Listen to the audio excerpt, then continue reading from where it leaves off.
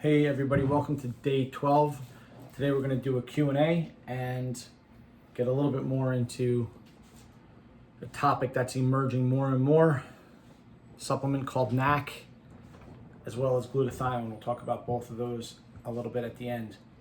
First, Q&A from Bob Goldsmith. Jordan's going to read the question, answer it, and then we'll move on to the next one. Sure. So the summary of the question is, what foods, vitamins, and minerals would you suggest to somebody who's a vegetarian who is feeling depressed or anxious? The first thing that jumps out right away is... Can we break it into two different things? Let's break it into vitamins and supplements, supplements for vegetarians, and then supplements for anxiety. Okay. So the first thing that I immediately think of is vitamin B12. If they're not supplemented with vitamin B12, you need to do that. If you're a vegetarian, if you're a vegan, even if you're eating meat, it's probably a good idea to make sure that your B12 levels are in the proper range. It's pretty common to be low in B12. Even if it's not technically in the deficiency range, it can still cause some symptoms, including depression and anxiety. It's very important for nerve function and for brain health. So if they're not supplementing with B12, definitely start supplementing with B12, particularly for vegetarians. We can also just cover if you're a vegetarian and you have certain genetic polymorphisms that map onto poor absorption of B12, or similarly, if you have poor digestion, you're going to have B12 issues. B12 issues are an issue for lots of different reasons other than just being vegetarian. So you really compound it when you add especially veganism on top of it. So you want to definitely make sure you're getting your B12. Yeah. The other thing is magnesium. Magnesium has shown benefit in both depression and anxiety when it's supplemented in about a 400 milligram range. It's an antagonist of a receptor called the NMDA receptor complex, and antagonizing that complex has been a lot of research has been directed on developing drugs to do that actual effect. That magnesium already does, because it shows benefit in depression and anxiety. So you can get a natural benefit that way by taking the magnesium at night before you go to sleep. So those Any are the particular form that you recommend? Oh yeah, so basically anything but ides, so anything that's with IDE, so oxide, chloride, avoid those. Anything else is fine. Eights, so citrate, glycinate, all of those are fine. Great. Anything else besides magnesium and B12?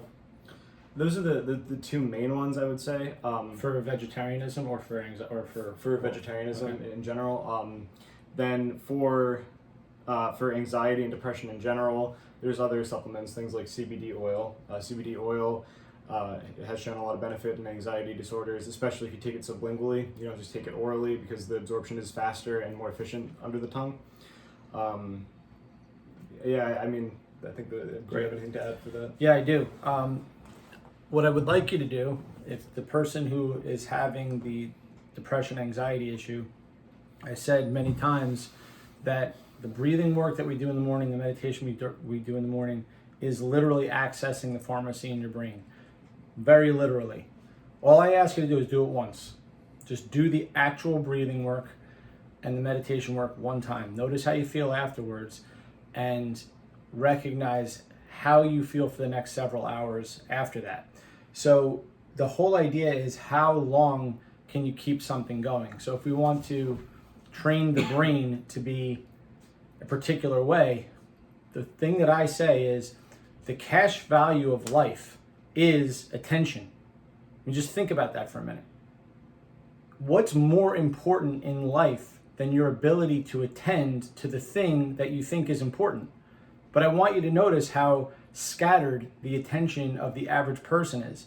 They literally can't pay attention for more than 5 to 10 seconds before they have to move on to the next thing.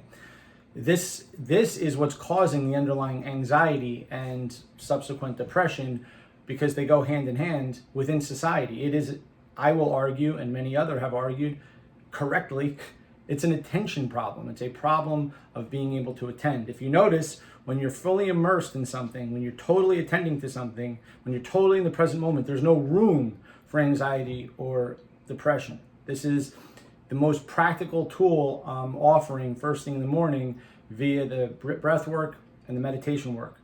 There's a whole bunch of layers to it. One of them is breathing correctly. When you breathe correctly, you digest correctly. When you digest correctly, you maximize your absorption. But you're also maximizing nitric oxide production.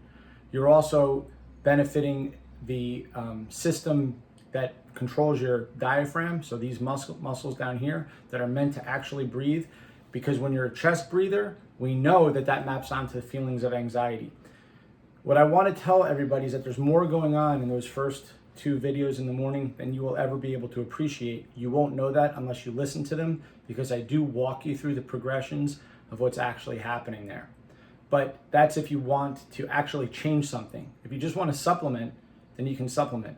But if you actually want to start thinking different, and you actually want to start perceiving the world a little differently and getting a little bit more out of your attention and your relationships, I encourage you to listen to those videos. Next question came from Jim. So Jim is asking about, speaking of the breath work, is the timing and sequence of the cycles important? Can we go slower? So, and then he asked another question. So yes, you can go as slow as you want. Go at your own pace.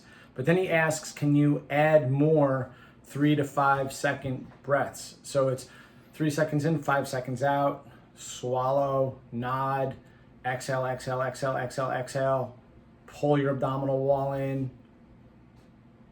breathe in through your nose, hold it, hum. We talked, there's a lot of things going on there. Hum the air out. Why humming? Okay, again, this is a parasympathetic activation. It is well researched that humming also increases nitric oxide. Same thing. There's a few things that will do this, but humming will do it. So it's a slow hum. It also activates parasympathetic tone, which is your rest and digest system.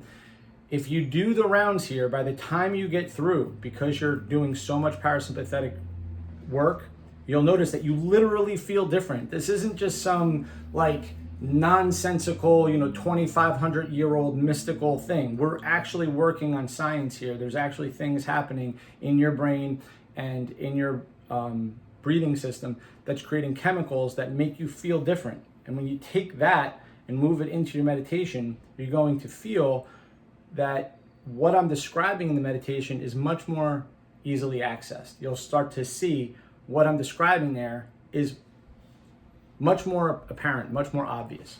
So I don't encourage you, if you can handle it, to do more than 3 and 5 second breaths.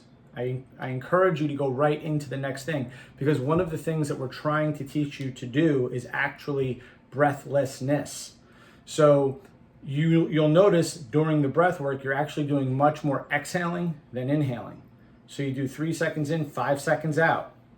And then you exhale, exhale, exhale, exhale. You're actually doing these abdominal contractions that I show you guys how to do to push out, push out, push out, push out more air. Then you breathe in, then you hold your breath. Then you hum out, which is an exhale. Then you do 3 in, 5 out, more exhale, more exhale. So much more exhalation. Yes, it's tiring. Yes, it's hard. I encourage you to try to make it harder on the exhale, exhale, exhale, breath hold, breathe in.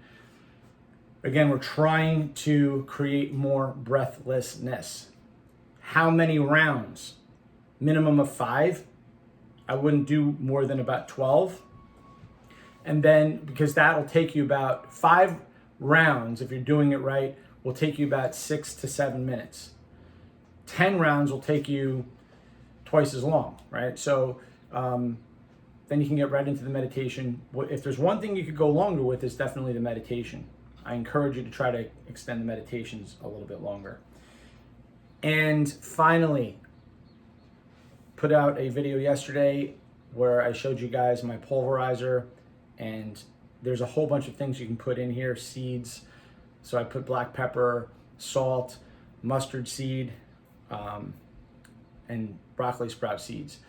The question is how much? Well, I don't really measure it, honestly. I put about equal amounts of black pepper seed, broccoli sprout seed, and mustard seed, and just grind it, and then I add my salt and whatever else I want to add in. That's your preference. But this is an easy way to really add benefit to your health. Remember, broccoli sprout seeds we're talking about cruciferous. I talked to you guys about myrostenase, and we talked about other nutrients in broccoli sprout seeds. Sulforaphane. Thank you, sulforaphane. All of these things are tremendously beneficial for your gut and your overall health. So you're probably getting around. I actually did this calculation once, just for my own sake. So you can look up. Let me just say this. Yeah, I sure. also added in the sea kelp into the mixture, and I told you why, because we have to balance out all of that sulforaphane, all of the broccoli. Remember, the cruciferous vegetables antagonize the iodine. So in order to mitigate that, you just add in the sea kelp. That's why I did that. But go ahead. Sure. I'm sorry. So this is a little bit of an optimistic calculation, but you're probably getting around 12 milligrams of sulforaphane per gram of mustard seed. So if you want to measure that out as a dose, maybe if you have a scale, you can measure out a gram of the mustard seed and grind that up. That, like I said, it's a little bit optimistic because there can be side reactions from the enzyme breakdown of the glucoraphanin. Glucoraphanin. There can be side reactions forming like nitriles and other things that aren't the sulforaphane, but all of those things also have benefits. So I would say about a gram is probably what you want to aim for. Okay, great. And that's if you notice, I was just taking a spoon and just sprinkling on, that's going to be about a gram, all right? And maybe 2 grams, but remember, the mixture is about a third. A third broccoli sprout seed, a third mustard seed, and a third black pepper. Mm. So even if it's 3 grams, you're only getting 1 gram of actual broccoli sprout seed. So we want to tell you guys about a supplement that's being talked about more and more. We've mentioned it in 3 videos in the past, but now it's getting a whole lot more attention, and I'm going to let Jordan talk about it a little bit. The name of the supplement is called NAC. N-acetylcholine is its full name. Cysteine. It is cysteine. I'm sorry, cysteine. Sorry, choline different. But choline's important. Talk about that another It's also time. acetylcholine. So Yeah, there's an acetylcholine too. So talk about it a little bit, George. Tell us about it and why or how is it a precursor to glutathione? And we already talked about glutathione in previous videos. You saw that in that whole electron transport chain and the oxidative stress cycle and how important glutathione is. NAC is a precursor. Let's hear about it, buddy. Sure. Yeah. So NAC, N-acetylcysteine, is just cysteine. You've probably heard of. I'm assuming some of you at least have. It's an amino acid. It's an essential amino acid, and you need to get it from your diet. The N-acetyl part is just a modification that we added to it to make it more bioavailable. So you're adding an acetyl group, which is basically vinegar. You're adding a vinegar group onto the molecule, and that makes it more bioavailable and less likely to compete for absorption with other amino acids in your gastrointestinal tract. So N-acetylcysteine acts as what's called a prodrug to cysteine. So once it gets into your bloodstream, things called plasma esterases, which are things that break that acetyl bond, break that bond, and then you just have free cysteine in your blood. And that gets a lot more cysteine into your bloodstream than you would get just from taking cysteine like as a powder or even as like whey protein, which is pretty high in cysteine. Then that cysteine can be used, it's the rate limiting reactant in forming glutathione, which means that the body, the thing that holds the body back in making more glutathione is the amount of cysteine that you intake. So adding more in means naturally more glutathione production. So you get a higher amount of cysteine into your bloodstream, you get a higher amount of glutathione production, and that increases your body's overall antioxidant defense. But glutathione and NAC, I should say NAC, has another mechanism of action, especially with treating viruses and upper respiratory things. It's been used for a long time to treat upper respiratory infections and asthma. It actually acts as a mucolytic agent, which means that it breaks up mucus, it makes it more loose, and it makes it easier to cough out. Yeah, the glutathione actually combines with nitric oxide to help this reaction occur. Yeah, and this happens by a few mechanisms. One is that the glutathione and nitric oxide can help do that. The other is that the NAC itself is acidic, and the acidic pH can actually liquefy the mucus because the mucus is normally not used to being in a low pH environment. So creating that low pH environment kind of messes with the structure of the mucus, and that allows it to be coughed up more easily. There's not a whole lot of evidence that occurs when you take NAC orally, only as like an inhaler, but NAC orally can help your immune system anyway by way of what I mentioned before with glutathione production. So to be clear, you may or may not, depending on how much you're listening, they are using right now, I'm going to say the word 3 times, intravenous, not oral, but intravenous NAC to help to test for COVID. 6 grams is what they're using, which is a lot to put in your body intravenously. Now, orally, I have said this before, and I have heard it from many top people who work with NAC. One of the biggest problems with not seeing the results of NAC is you're not taking enough. So orally, if you really want to see the benefits of NAC, you're talking about 2,400 milligrams a day, but spread out through the day. So about 800, 800, and 800.